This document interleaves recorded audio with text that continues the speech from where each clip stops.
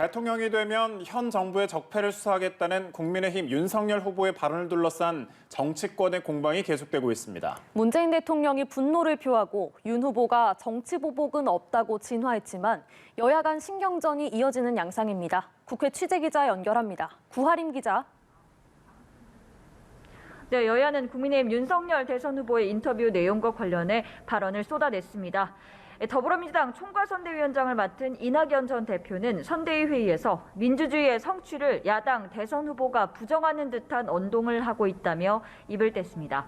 이어 난폭한 검찰주의로는 법치주의의 발전을 이룰 수 없다고 윤석열 후보를 비판했습니다. 이낙연 위원장의 발언 직접 보시죠. 한국 민주주의의 이런 위대한 성취를 야당 대선 후보가 부정하는 듯한 언동을 하고 있습니다. 난폭한 검찰주의로는 법치주의 발전을 이룰 수가 없습니다. 우리는 완전한 법치주의, 선진 법치주의를 지향해야 합니다.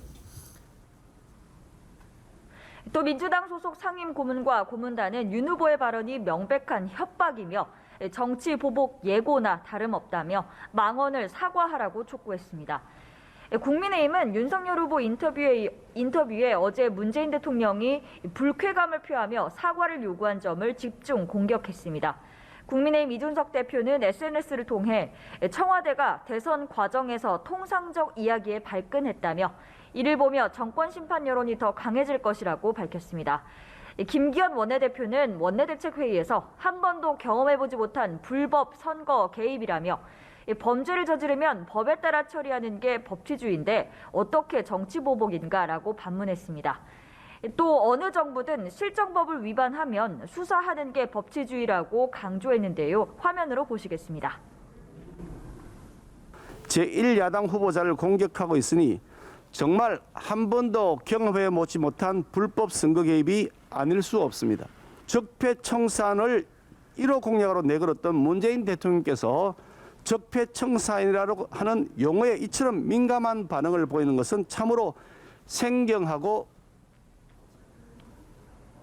네, 그리고 잠시 후 저녁 8시 대선 후보 사인의 두 번째 TV 토론이 열리는데 토론 준비 상황을 포함해서 후보들의 행보까지 전해주시죠.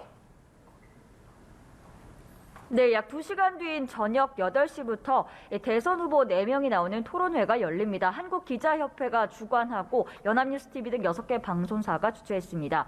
민주당 이재명 후보는 오후에 예정돼 있던 K컬처 멘토단 출범식 참석 일정을 취소했습니다. 대선이 한 달도 남지 않은 가운데 국민들의 이목이 집중되는 만큼 토론 준비에 매진하는 분위기입니다. 민주당 선대위 관계자는 과한 욕심을 부리기보다 품격 있는 토론을 위해 차분하게 준비할 것이라고 밝혔습니다. 국민의힘 윤석열 후보도 토론 준비에 주력하고 있습니다. 적폐 수사 관련 인터뷰가 논란이 된 만큼 이 부분에 대한 답변도 준비할 것으로 보입니다. 국민의힘 선대위 관계자는 다양한 정책 주제에 대한 답변을 마련하는 동시에 이재명 후보가 관련된 대장동 개발 의혹에 대한 검증도 할 계획이라고 밝혔습니다. 오전 염수정 추기경을 예방한 윤석열 후보는 오후에 공개 일정 없이 토론 준비에 매진하는 것으로 보입니다.